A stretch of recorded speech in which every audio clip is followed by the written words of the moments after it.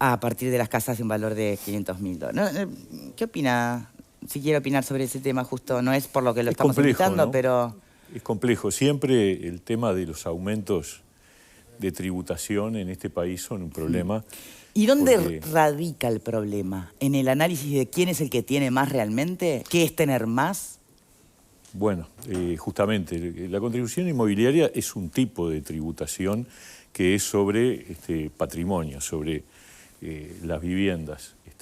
Hay otras tributaciones que están vinculadas a los ingresos. ¿Cuáles son más justas?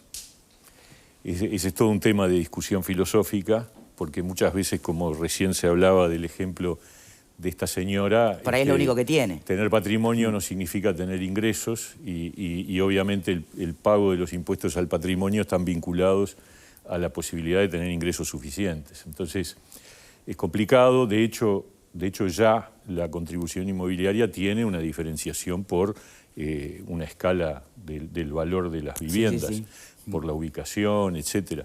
Entonces, esto lo que hace es aumentar esa diferenciación. Es discutible, muy discutible sin duda, porque eso supone asumir que lo que hoy se paga por parte de las viviendas más caras ya no es suficientemente más. ¿Por qué? Porque hay capaz, como siempre atrás de cualquier reforma tributaria, un interés de aumentar la recaudación.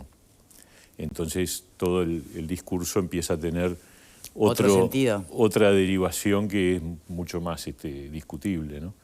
Sobre todo una intendencia que tiene un nivel de recaudación extremadamente alto. Bien, bueno... Pero son reflexiones inmediatas. Así. No, está bien. Sí. De las que también hace constantemente la oposición y aún hasta dentro del oficialismo con respecto a medidas de gobierno central, ¿no? El gobierno habla de recuperación de empleos, de salarios, de una baja en la informalidad... Bueno, y los anuncios, los más recientes de la ministra de Economía, además, plantean un escenario optimista, para algunos realista, para otros distorsionado o muy alejado de la realidad, como el presidente del Frente Amplio, Fernando Pereira, ¿no? Que el gobierno vive en una realidad paralela, dice. Bueno, a ver... Mi respuesta a esa afirmación... Sí. Es una frase del general Seregni. Los hechos son porfiados. Y los hechos muestran recuperación salarial, muestran recuperación del empleo a niveles incluso mejores que 2019 y 2018, muestran un país en crecimiento, muestran que ha bajado la tasa de informalidad cuando en el resto de los países del mundo, después de la caída de la pandemia, volvió a crecer. En este país no volvió a crecer. Muestra un país que está caminando con dificultades en el mundo, en el medio de un mundo que cuando uno escucha a Fernando Pereira parece como que nosotros viviéramos en una cápsula, como si no hubiera nada en el mundo que nos afectara. ¿La culpa de la inflación es del gobierno? Seguramente no. Y en todo caso tomamos medidas, adelantamos aumentos que empezaron a regir ahora el 1 de julio a cuenta del aumento de enero, tanto para los salarios públicos como para las jubilaciones. Recién veía un titular de un medio de prensa ahora en la tarde que decía, a partir del 1 de julio, más de 500.000 de trabajadores privados reciben un aumento por el ajuste. A nombre del ajuste, sí. Ajuste en función de el ajuste por inflación. Entonces, es un país que está dentro de un mundo muy complicado, con una crisis muy grande y con una gran incertidumbre, un país que está estable, con garantías, caminando en una línea de recuperación, saliendo más rápido que otros de la crisis que surgió de la pandemia. Yo diría, esos son los hechos porfiados de los que tanto hablaba siempre el general Seregni, que era una frase que a mí me encantaba, porque la realidad es la realidad, el relato, después habrá muchos relatos, pero los datos son los datos. Bien. Ahora, ¿qué valor pasan a tener los datos si en realidad, por ejemplo, la subjetividad del relato o de la percepción indica otra cosa, ¿no? Así más o menos eran los resultados de la última encuesta de Factum que hemos estado analizando aquí. a la hora de votar importa. Claro que sí, por supuesto. Esa brecha entre percepción y dato real. Sí, y ciertamente yo lo que digo, no digo que estemos espectacular, digo que estamos mejor que buena parte de los países del mundo. ¿Y por qué? Y porque salimos más rápido. Yo me acuerdo, hace un año, voy a dar 2 datos que me parece que son importantes. Hace un año la bancada de la oposición le decía a la ministra de Economía que su expectativa de que el país iba a crecer 3.5% el año pasado estaba exagerada y que debía bajarla a menos de 3%. Y terminó el año y no solo se quedaron cortos, sino que se quedó corta la expectativa de la ministra. Crecimos 4.4%. Y los principales especialistas en materia de empleo decían, con buenos datos, que el empleo se iba a recuperar al nivel prepandemia a fines de este año. Y se recuperó a fines del año pasado, un año antes. ¿Los jornales solidarios son trabajos? ¿Es empleo? Sí. ¿O es una parte, medida de emergencia? Cuando se mide, vamos a decir la verdad, cuando se mide el empleo, los jornales solidarios están contabilizados en el empleo. ¿Y vale eso? Pero, a ver, Victoria, siempre hubo, en todos los gobiernos hubo empleo subsidiado. O sea, no es que en esta oportunidad había, o sea, parte de los planes sociales tenían que ver Uruguay Trabaja, etcétera. Entonces siempre se contabilizó ese tipo de empleo. Y estos 40.000 empleos que se van a crear, anunciados en la rendición, que se están creando. Porque, ¿serán de qué calibre? Porque vamos a estar hablando de algo mal pago, ¿no? ¿El empleo mal subsidiado? Calificado, ¿de empleo subsidiado o de empleo genuino? El empleo subsidiado, digo yo, porque pero es una forma de ilustrar. Sí, está bien. Que no tiene nada, que dicho sea de paso, no es menor decir, eso pasó muy desapercibido, pero con respecto a la cantidad de gente que se inscribió el año pasado para los jornales solidarios, este año se inscribieron 90.000 menos. Por algo es. Porque la gente no se inscribe en función de si había 10.000 lugares o 15.000. Se inscribe porque están necesitando. ¿Qué pasó con los que habían planteado quedarse? Hay una señal clara de reducción de la cantidad de personas que están en una situación muy jorobada, ¿no? Sí. Y lo cual no quiere decir que no haya. A ver, hay gente que está pasándola mal. Eso sería tonto si no lo reconociera. Es más, hemos vuelto a niveles en materia de trabajo del 2018, de 2017, que ya estaba mal. Porque desde el 15 en adelante hasta el 19, todos los indicadores de empleo se fueron complicando. Entonces estamos repechando, pero todavía no estamos en una situación excepcional. Hay que seguir remando y hay que seguir generando empleo y para eso se necesita crecer. Y la economía este año va a volver a crecer bien, 4.8% es lo que se calcula. Ojalá esperemos que se cumpla efectivamente y que eso significa 40.000 puestos de trabajo. Sería excelente, ¿no es cierto? Bien, hablando de trabajo, ¿qué me puede decir de la conflictividad laboral? Que por momentos ha sido percibida por el ciudadano común como intensa. Sí. Después hay que buscar atrás y leer un poco y entender que realmente por ahí los índices de conflictividad no han variado tanto de gobiernos del Frente Amplio o de este gobierno. En todo caso, tal vez lo que puede haber variado es el tono. No sé qué piensa... Exactamente eso. Es decir, yo me tomé el trabajo de tomar el índice de conflictividad de la Universidad Católica, estacionalizarlo para evitar factores que influyen, que son los meses que se toman en cuenta, y tomé el promedio enero-mayo del 2022 y comparé con enero-mayo del 2009 al 2019. Dejando fuera los 2 meses que obviamente la conflictividad estuvo muy caída. Los años de la pandemia, donde la gente no se podía... Sí, por supuesto. Había menor actividad laboral y además había restricciones para las movilizaciones. El índice de conflictividad de la Católica de enero-mayo del 22 es prácticamente el mismo. No hay diferencia con enero-mayo del 2009 al 2019, es decir, una década de gobierno del Frente. Lo que sí cambia es la actitud, es el talante, es lo que se dice.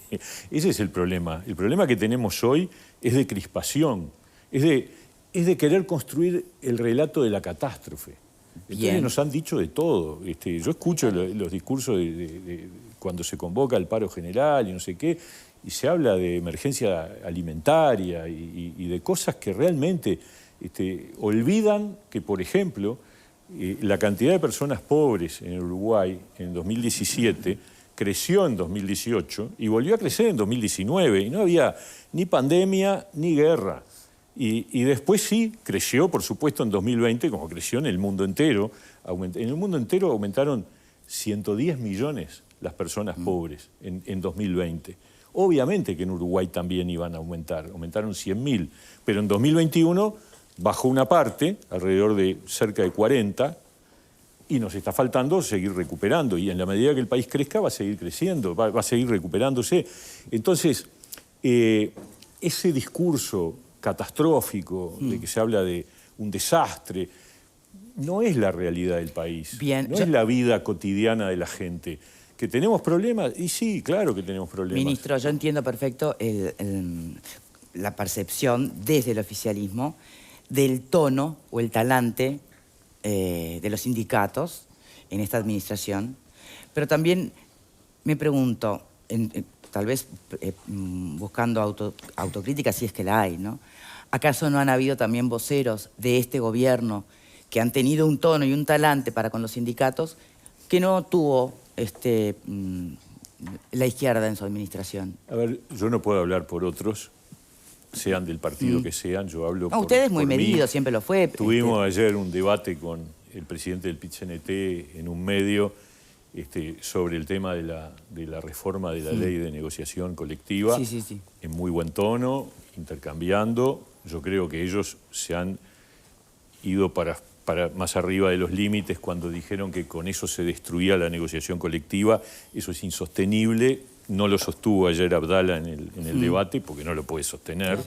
Porque pero además hay un preacuerdo firmado en la rendición de cuentas, ¿no? Pero nosotros hemos convocado el Consejo de Salarios dos veces. Ahora vamos a eso. Y va a haber una tercera el año que viene. Ahora vamos a eso, pero quería saber si admite que desde el oficialismo han habido voces que han podido también enardecer un poquito el talante de los sindicatos. Cada uno es dueño de sus palabras. Yo me hago cargo de las mías y de las de mi partido.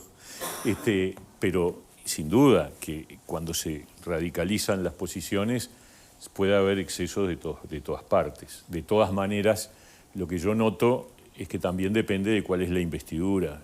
Ser el presidente del Frente Amplio debería implicar una mayor responsabilidad con el tono, con la actitud, con la forma de expresarse, que me parece muy virulenta, raro, porque Fernando siempre fue además un hombre muy calmo como presidente del PIT-CNT. La presidencia del Frente Amplio está teniendo una actitud que contrasta con la que yo conocía como presidente del movimiento sindical, y además con el que tuvimos un intercambio permanente durante un par de años, por lo menos, ¿no? ¿Hoy qué es más importante?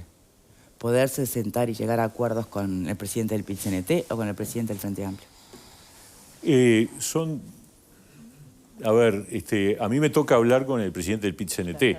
Y en ese sentido tenemos diferencias fuertes, pero el otro día firmamos acuerdos con COFE y con la coordinadora de sindicatos de la enseñanza, muy buenos, muy positivos, que además hablan de que el gobierno cumple, porque atrás de esa firma lo que hay es la corroboración del compromiso de que el gobierno dijo esto se va a recuperar y ahora ya está acordado, se va a recuperar.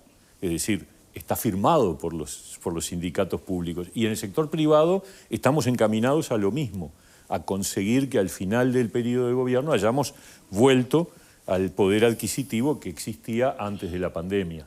Y ese es un compromiso del gobierno que se respalda en el cumplimiento de la palabra, que yo creo que es muy importante. Y a pesar de que, bueno, el empuje inflacionario ponía en riesgo, digamos, era más fácil cumplir si no hubiera habido este empuje inflacionario. Sin embargo, estamos en el camino de cumplirlo, con total convicción y porque, bueno, porque nuestro objetivo, acá se ha dicho mucho de parte de la oposición, de que este es un gobierno que gobierna para las minorías, un gobierno para los maya oro, y cuando uno mira las prioridades, el año pasado las prioridades fueron los asentamientos, la primera infancia para sectores marginados y la ley de promoción del empleo para sectores vulnerables.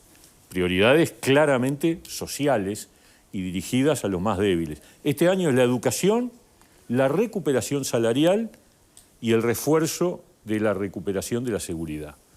Yo creo que acusar a un gobierno que tiene estas prioridades expresadas en presupuesto de derecha es un grave error, es un error conceptual, es equivocarse con respecto a lo que está demostrándose a la hora de la verdad, que es la hora de poner los mangos. Permítame abrir el panel, ministro. Alfredo. Claro. Lo primero, lo dijo el ministro de Trabajo del gobierno. Aviso a los navegantes, panelistas, etcétera. Es decir, la conflictividad fue, según el índice de conflictividad de la Universidad Católica, que todos lo hemos visto en tantos años, fue la misma durante los gobiernos del Frente Amplio y el 2022, dejando la pandemia de lado, que fueron, me parece claro, esos 2 años. Solo una precisión. Sí. Lo que dijo el ministro de Trabajo de este gobierno tiene una segunda parte. Sí, lo del tono, ya voy a el eso. tono, la sí, violencia. no, pero pará, el tono, ahí te sale la sensibilidad. No le decían eso al ¿Cuándo le frente. dijeron que tenía tintes autoritarios no le al decían gobierno del al Frente frente. Amplio, como le dijeron hace Perdón, gobierno? todo como Bianchi, perdón. Vamos. Perdón, pero escuchame Todo una cosa. tiene un límite. Perdóname. Lo Dale, que se dale. le dijo a Tabaré Sí. Vázquez por la cuestión de UPM2 fue muchísimo más duro Tinte que lo que se le ha autoritarismo dicho hablaron al entre gobierno ellos. actual. Tinte autoritarismo, Perdón. por favor. Y lo de la... Vos no te acordás porque eras muy chica, capaz. Ay, No sé, botijeando. pregunto. Cuando se declaró la esencialidad de la enseñanza Sí. por parte de Tabaré Vázquez, Sí. le dijeron de todo menos que era lindo, autoritario, No tanto. dictador, de todo un poco le dijeron. No tanto. O sea que esa sensibilidad No que tanto. tiene Pablo Y por el autoritarismo tono, ¿por me qué? parece que... Escúchame, me parece que tuviste experiencia sindical vos, ¿no? Y gremial, como para poder... estás un poquito sensible. O sea Ay. que, desde ese punto de vista, el tono no creo que ha variado demasiado en lo que fue y en lo que es ahora. No. Pero yo creo que, remarco, estoy harto de escuchar a operadores están diciendo que el sindicalismo le paró en la rueda, que pone conflicto por todo, cuando acabamos de escuchar de una voz oficial bien fundamentada y muy sólida, diciendo que no hubo más conflictividad que años anteriores. En cantidad. Pero En ¿qué, cantidad, ¿qué pero la calidad operadores, no es la Alfredo? cantidad. Porque el propio Mujica dijo que eran un palo en la rueda de los sindicatos refiriéndose a la educación. Sí. Claro, o sea que él también lo vivió. ¿Tá? O sea, No, digo, porque mirá, dijiste le habrán operadores, complicado hasta el pobre Mujica. operadores de todos los ¿Tá? colores, Entonces, evidentemente. yo creo que ese punto de vista es importante para tenerlo. Voy a tener como referencia permanente este programa para decirlo a alguna gente. Lo otro que yo me pregunto Deciles es... todo. Domaste a José que López pienso, ya... Deciles lo que yo Sí, pienso. sí, todo, porque yo digo todo. Está bien. Digo que no comparto la segunda parte, pero estoy... Déjalo terminar, porque si no termina más. y él se pone nervioso. No. Porque él es uno de los que habla siempre. Dale. Sí, Hasta qué suerte que modero yo. Lo otro- ¿Podés terminar, Alfredo? Sí, lo otro que me parece que es importante, más allá de haber domado a José López y a FENAPES, ¿tá? Con el tema, en Haber tu domado. espíritu socialdemócrata, que yo te adjudico, ¿tá? Los aumentos parejos para todo el mundo son bastante poco equitativos. Yo soy de los que cree que hay que dar aumentos diferenciales, sustanciales. Y alguna gente no tiene, más allá de la recuperación salarial, etcétera, que, es decir, gana muy bien, no precisa una recuperación de 2% o 3%, y hay otro que precisa mucho más. Creo que ahí hay mucho de cuestión electoral. Vos me hablas de la parte social. Es para no tener también lío con determinados electores futuros, Dos ¿no? cuestiones. Con COFE, a pedido de COFE, el acuerdo final se distribuye de manera diferente según los niveles de ingresos de los trabajadores. O sea que Pero ahí se les da a todos igual algo. Sí, por supuesto, pero los niveles de recuperación por decisión del sindicato, que nosotros aceptamos, tienen un porcentaje mayor los que ganan menos que los que ganan más. Con COFE. Con FENAPES hay una partida por inequidad que se distribuye también en función de docentes que tienen situaciones particulares. O sea que ha habido esa preocupación, sin perjuicio de lo cual tengo que decir también que hay que cuidar las escalas salariales, porque esos aumentos, en la medida que siempre sean diferenciados, afectan lo que de alguna manera es legítimamente el nivel de diferenciación de ingresos que surge porque son cargos diferentes, tienen responsabilidades distintas, cumplen tareas distintas, que uno podrá discutir si debería ser más igualitario o no, pero por la vía de aumentos sucesivos se puede distorsionar la escala, que tampoco es una buena cosa, ¿no? Sí, hay varias interpretaciones sobre eso. Bien, Vero. Bueno, quería aprovechar la presencia del ministro para preguntarle concretamente, por ejemplo, si no habría que reconsiderar la negativa a aumentar el salario mínimo nacional, teniendo en cuenta, bueno, los números que manejó la propia ministra de Economía, el crecimiento y demás, ya que regulan un montón de situaciones que no están dentro de los consejos de salarios y que posiblemente no estén dentro de esos acuerdos a los privados que ustedes convocaron de manera voluntaria, digamos. Y otra pregunta tiene que ver con lo que decía Victoria, ¿no? La cantidad de puestos de trabajo que se va a crear son 40.000, se han recuperado puestos de trabajo, pero seguimos leyendo mensajes de personas que dicen que están ocupadas parcialmente, que si antes trabajaban 8 horas, hoy recuperaron un puesto que tal vez es de 4. Y bueno, ¿y cuáles van a ser? ¿Dónde se van a crear esos 40.000 empleos? Porque tenemos a la gente de la industria diciendo, bueno, nosotros tendríamos margen como para unos 2.000 y la diferencia resulta muy grande. Sobre el salario mínimo nacional, decir que en los 2 años que llevamos de fijación de aumentos por parte de este gobierno, el primer año se aumentó por encima de la inflación, el segundo año se aumentó empatado con la inflación. O sea, no ha habido, a diferencia de la situación de los asalariados en general, la fijación del mínimo nunca estuvo por debajo, o sea, no generó una caída del salario real. Y eso es una referencia para algunos tipos de ocupación, probablemente más del sector informal que el formal. Pero en ese sentido hay que decir que no ha habido caída, ¿sí? Con respecto al empleo, cuando se habla de 40.000 puestos de trabajo, se habla de manera genérica y teórica, es decir, está relacionado con el crecimiento de la economía. Después hay que ver dónde efectivamente eso ocurre.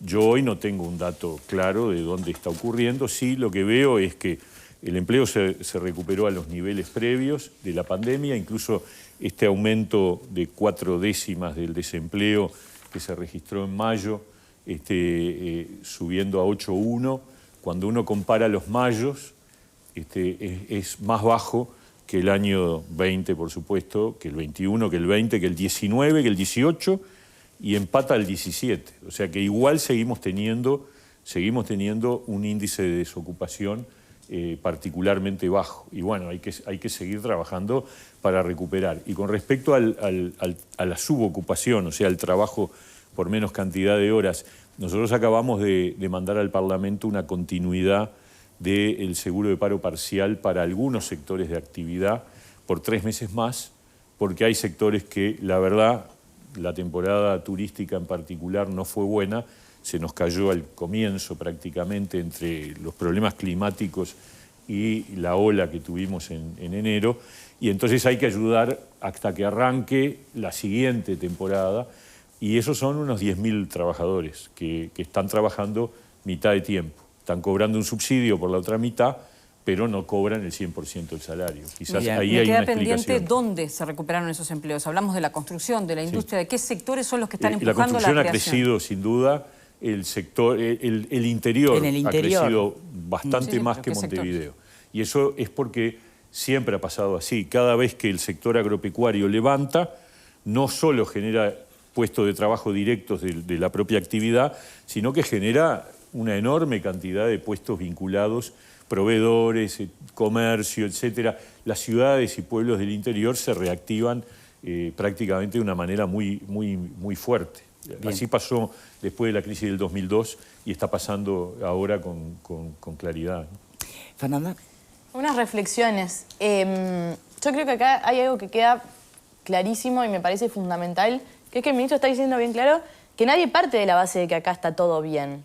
Se parte de la realidad del territorio y se sabe que hay un montón de cosas para corregir y para fortalecer. Por eso me parece muy injusto el discurso de Fernando Pereira y del PIT-CNT, porque yo no creo que sea un error o una equivocación o que sean injustos en los planteos, sino creo que hay una intencionalidad política mezquina que creo que muchas veces cuando las reivindicaciones pasan a un segundo plano y lo más importante, lo que se pone por delante, es la cuestión político-partidaria, y ahí es cuando se le empieza a, no sé si tomar el pelo, pero sí a subestimar a la gente. Porque acá el ministro expuso muy bien los números. Cuando se habla de índices, ¿qué se cree que son los índices? Los índices. Los índices, por Dios, los índices. Los índices son la vida de la gente. Cuando el ministro muestra los números, cómo vienen mejorando, impactan directamente en la vida de las personas. ¿Y eso es una justificación para decir que está todo bien?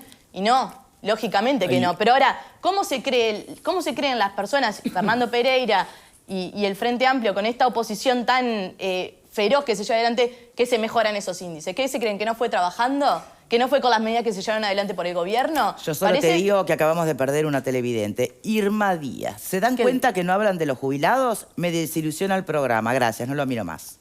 Perfecto. Mieres, esa fue para usted y yo hablo de jubilados, perder sí, cómo no, me parece muy importante. Cuando se habla de mundo paralelo, el mundo paralelo es el que no reconoce las mejoras que se están haciendo. Bueno. Nadie parte de la base que está todo perfecto. Ahora, me parece una falta de respeto para la gente que es la que interpreta esos números. Eso me hizo acordar hay una encuesta de hace muy poco que indica que cuando a la gente le preguntan cómo está el país, quizás inducido por parte de ese discurso tremendista, el resultado es bastante menos bueno que cuando se le pregunta cómo le va a usted. Cuando le pregunta cómo le va a usted, los niveles de reconocimiento de que le va bien son sensiblemente más altos que la opinión que él tiene sobre lo que pasa en el país. Y eso es el debate del relato. Esa es la construcción de un relato. Yo creo, la verdad, creo que después del referéndum hubo una construcción muy intencionada de un relato crítico sobre la realidad de parte de la oposición, que ha tenido su cierta capacidad de éxito y que obviamente estamos decididos a revertir. Bien. Fernando. Suerte en pi. No, yo creo que un buen dato para contrarrestar ese relato que dice Mieres que Fernando Pereira y buena parte del Frente Amplio pretende instalar de que todo está mal, las dificultades. Un buen dato sería medir esto en términos de que yo no sé si Mieres tiene el dato, de masa salarial, porque si uno mide tasa de empleo y tasa de desempleo, obviamente que puede haber lo que señalaba Verónica y Victoria, puede haber empleos muy mal pagos, de muy mala calidad, puede estarse recuperando el empleo a partir de los datos de los jornales solidarios o algún otro empleo. Hay además diferencias entre el público y el privado. En el 20 se hizo un acuerdo con el PIT-CNT para no aumentar salario a los efectos de mantener fuentes laborales, es decir, hubo una pérdida de la masa salarial en su conjunto. Por otro lado están los públicos que también perdieron, ahora llegaron a una fórmula de acuerdo, pero más que medir tasa de empleo y desempleo, me parece que lo importante para saber si mejora o no mejora es medir masa salarial. Me parece que es la medida. Yo no sé si no, ese dato no lo tengo ahora. Tiene ese dato. No lo tengo ahora en la cabeza. Pero hay una evolución positiva, hay una recuperación. ¿Estamos a niveles de 2019 o estamos todavía por debajo de 2019? ¿O a partir del 23 con la recuperación de los públicos vamos a llegar a niveles? Ese dato sí genérico, por lo menos. La tendencia a la recuperación salarial es clara. Empezó con la 9ª ronda el año pasado al nivel privado, que incluye una recuperación de 1.6 en el transcurrir de 2 años, que algunos lo adelantaron incluso más del 1.6, y empezó con los públicos en enero de este año con 1.2 de recuperación. O sea que el proceso de recuperación hay. Yo no tengo el dato de la masa salarial como para trasladarlo. Sí también decir algo que me parece muy importante, porque a veces dice, bueno, pero los jornales solidarios son los que hacen el bulto de la recuperación del empleo. Jornales solidarios llegan apenas, si fueran todos, un 0,8 aproximadamente de la población económicamente activa. O sea que, aunque no hubiera... Pero tenían una incidencia grande cuando decías, se recuperaron 50.000 puestos. Eran y 15.000. 15.000 eran... Sí. Ahí tenía una incidencia. El año pasado. Por eso. Hoy ya quedaban 12.000. En la cantidad de puestos creados tenían una incidencia muy grande. En la globalidad de la... En el dato del desempleo te mueve 0.8 e igual estás mejor que en el 2019 y que en el 2018. Eso es así, es una realidad. O sea, nosotros tenemos hoy una tasa de desempleo que está un punto y algo por debajo de la tasa de desempleo promedio del 2019. Bien. Un punto y algo. incluidos los jornales solidarios, sí, también había Uruguay Trabaja, etc. Ahora, los jubilados. Sí, por favor. Irma Sí. se levantó. No, me imagino así. Irma no está en el vayan a buscar sofá, a Irma. frente a la tele. Irma se levantó y se fue a preparar un té. Irma, volvé, que van a hablar de tema de los jubilados. No, que de verdad, No, de claro. verdad, es un tema que tiene... Esta es una población... No, sin duda. envejecida la de Uruguay. Son muchísimas las personas que hoy están esperando, que ven la rendición para acá y para allá y la ven pasar porque no aparecieron en ella. La evolución de las remuneraciones de las jubilaciones y pensiones está atada a la evolución salarial. Por lo tanto, efectivamente, las jubilaciones y pensiones tuvieron una caída del poder adquisitivo atado al índice medio de salarios, que es una combinación del índice medio de salario público y privado. Por lo tanto, cuando se aumentó las jubilaciones en enero, el aumento estuvo por debajo de la inflación. Por eso, ¿y qué se va a hacer? Porque Bueno, definitivamente a los partir de 15.000 pesistas... Irma, a partir de este mes, cuando vaya a cobrar su jubilación el mes que viene, va a tener un 3% de aumento, con lo cual completa lo que de alguna manera ha sido el incremento de la inflación. Y en la medida que hay recuperación del poder adquisitivo del salario, los aumentos posteriores de las jubilaciones van a ir alineándose con la recuperación salarial, es decir, van a ir alineándose con la evolución de la inflación. Eso es lo que tenemos que decir, No, es la realidad. está claro. Una cosa son las futuras jubilaciones, el tema es los que están actualmente padeciendo la inflación. Sí, ¿no? sí, por eso. Los jubilados de hoy, los que están jubilados, han tenido una afectación en su poder adquisitivo porque es el reflejo de la afectación que sufrió el asalariado en general, público y privado. Del orden de 2 puntos, una cosa así, por ahí aproximadamente. Ahora, hay 3% de incremento adelantado del aumento de las jubilaciones que va a ocurrir el 1 de enero del 23. Ese 3% implica empatar o superar un poco, depende de cómo cierre el año, yo pienso que un poco por encima de la inflación del año 22. Tenemos que ir cerrando, ministro, y como un poco el título que estoy mirando por allí habla de la conflictividad laboral. Me quedó solo colgando un asunto y es esta convicción que usted tiene de reformar la carrera administrativa, que es uno de los puntos que puede llegar a resultar ríspido con los sindicatos.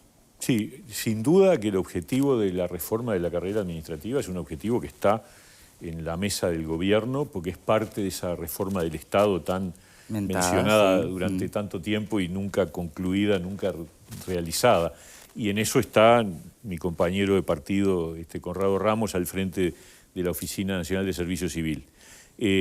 Está para iniciarse un proceso, que lo digo con total contundencia, vamos a iniciar un proceso de negociación colectiva, que es lo que corresponde, para dialogar con COFE, desde el Ministerio de Trabajo, Economía, Oficina de Servicio Civil y Oficina de Planeamiento y Presupuesto, para encontrar la mayor cantidad de acuerdos posibles que permitan que transformemos la carrera administrativa para darle mayores certezas a los funcionarios públicos, para darle una carrera mucho más moderna, mucho menos dejado a la libre decisión de los jerarcas, que de alguna manera instrumentos que son arbitrarios muchas veces, que tienen que ver con compensaciones, etcétera. Bueno, construir una carrera del siglo XXI. Lo que para algunos va a resultar mucho más atractivo, ser funcionario público, y para otros menos, obviamente. Y que no sea solo por antigüedad, ¿no? Ministro... ¿Perdón? Que no sea solo por antigüedad. No, lógico. No, claro. Con concursos, con tránsitos horizontales, que un funcionario público pueda pasar de una oficina a otra si le interesa cambiarse porque tiene habilidades. Una cosa mucho más moderna que Conrado Ramos ha trabajado y que tenemos que terminar de discutirla y conversarla con todos los actores. Ministro, muchísimas gracias de verdad por habernos acompañado y habernos visitado en el programa de hoy.